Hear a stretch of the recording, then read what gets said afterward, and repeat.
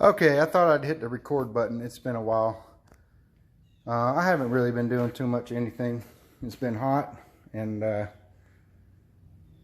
just been kind of cruising in the old 68. So what am I working on? I'm working on this.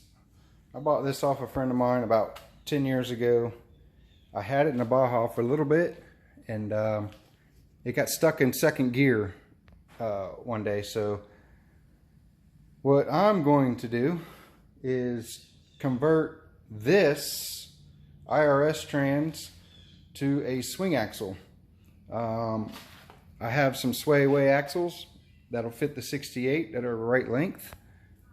I don't know if you could tell here, these are the shorter axles. You can see on here now, it's just stock transmission, but see how there's that. So 68's a little different, but at any rate, I'm going to take this transmission. This transmission has a 412 ring and pinion. It's got stock first and second gears, 380, 206. However, my buddy put 148 and 104 third and fourth gear.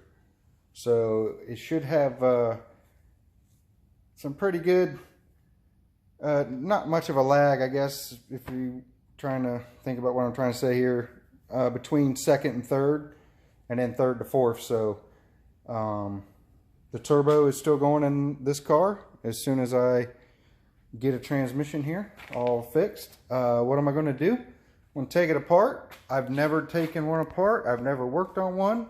About the most I've ever done to a Volkswagen transmission is put a clutch on it and change the fluid. And I think that's about it. So it's going to be a learning curve for me. I'm sure a learning curve for some of y'all. Maybe you'll know what not to do. What I've done, so this is a dual side cover IRS transmission. I have that bus. I had this bus reduction gearbox that I bought. It had a diff in it, so there's the diff that was in it. Kind of an old school, before they had I guess super diffs is what you want to call it. But what this thing had, and why I bought it, I got it for a good deal, was it has these steel side covers. Now they got a little corrosion, but it'll clean up pretty good. Put some new carrier bearings in them. These are pretty wasted, probably originals, I don't know. But those can bolt onto that case. Once I figure out what's wrong, I think just the synchronizer might be bent, because when I put it in second gear, it went into second, it drove in second, but it wouldn't come out of second gear.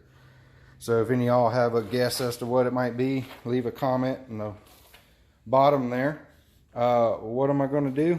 I've got this super diff here for swing axle, because remember, we're converting that IRS to a swing axle, so you got to have that diff. I got the hardened keys. Somebody said that you got to use the hardened keys for third and fourth or they'll shear. It's a snap ring type diff. I have the spider gears. What happens is you put, instead of 2 spider gears, you put 4. I'm hoping these are good. I'll check them, make sure they're not cracked or what have you before I put them in. Actually, this one probably has 4 too, because it has a super diff as well, but it's for an IRS trans. But I know that this transmission on a 72 model car, which is what my friend had, it went in the 12s. So I know, and yes, it was a turbo motor also. So like I said, I don't know anything about transmissions. I'm going to figure it out. I mean, you know what, the only one way to learn, I'll just figure it out. So yeah, so that's what I'm doing. I haven't done much on the oval. Let's see that. I've gotten some parts. I've gotten some pop outs. I've gotten some door gaskets and the chrome and scrapers, and I just haven't had time really to mess with it. I've been, like I say, it's kind of nice cruising around in the 68, but time is coming to slap the big turbo motor on it, and let's just see if this street car will run 12s, which I'm hoping it will. So at any rate, thanks for watching. Leave a comment. I'll answer what I can. Like I said, if you got a guess as to why it got stuck in second gear, leave a comment. I think a synchro got bent, but I don't know. Don't know too much about them. But all right, I'll get off of here. I'm rambling. Thanks for watching, and thanks for commenting. Okay, got one of the side covers off. See if I can turn there we go. Oh. All right, got one of the side covers off. There's your ring and pinion. Let's see if I can do this one-handed. This, so what you got to do here is there's a snap ring that's on this input shaft. This is your shaft that goes to your clutch, which goes to your motor. See a little snap ring in there? You got to undo that, and what happens is, sorry about that, you can slide that back, this gear, but you got to get this out. So once you have this side cover off, from what I've understand, is now you can lightly tap on this with like a 2x4 and a hammer, or, you know, like I say, don't do anything I do. I've never done this. I just know that I've seen it done on other videos on YouTube, just like you have.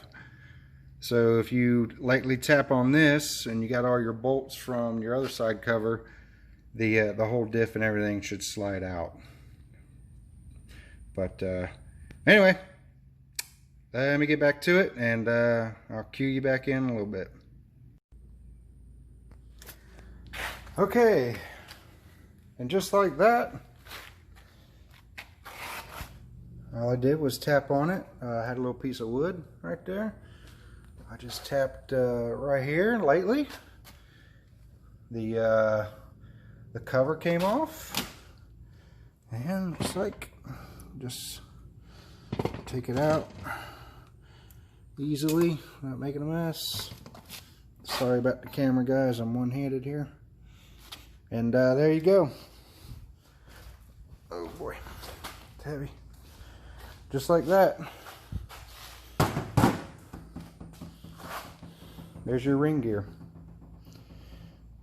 All right, what's next here is got grease all over me. Looks like had a I don't know what that is. Actually, I think that came off the output flange. Maybe, I don't know. So I don't think I'm going to be able to hold it. So here's what I was talking about. That right there can slide out.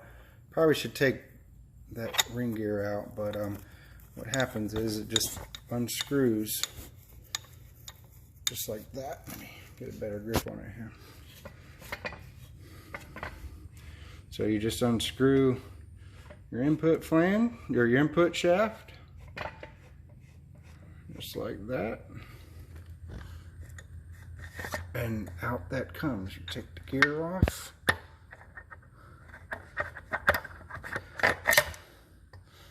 like that, and you gotta obviously get that snap ring or that clip off of there.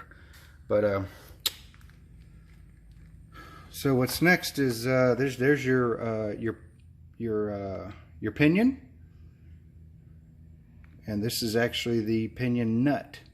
And make a tool to get this off. This looks pretty beat up, like somebody, I don't know, maybe took a screwdriver or something to it. I don't know. At any rate, that's so, you know, it's not too much to take them apart. But we'll see the challenges when you get inside. Okay, skip forward. As you can see, I got the pinion nut off. And I think I found the problem. So, if I can do this one-handed. I've taken the shift fork off, right? And this was stuck back. This dog, this slider right here. And I found that whatever that is, it's part of the slider, part of the dog. There's one there. There's one, sorry, one right there. I guess there's a couple around there. But all I did was push that in. I can do it one-handed. Hold on, trying to help you here. And that's getting stuck. So if I push that in, I really need somebody to hold a camera. Let's see if I can. Anyway, so here's what happens. If I don't know if I can do it.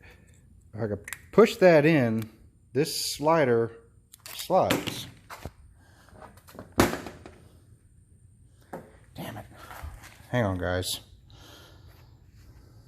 Let me try to set this down. Sorry.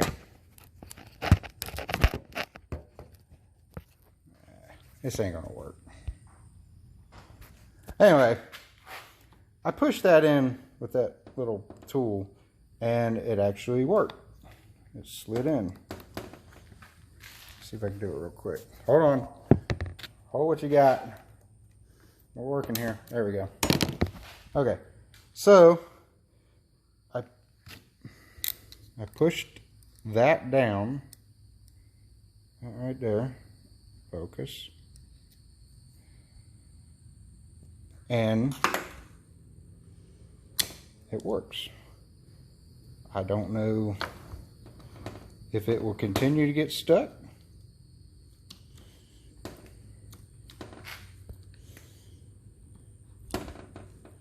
There's something going on with that slider. I'm not sure. I don't know what to do. But anyway, that was the problem.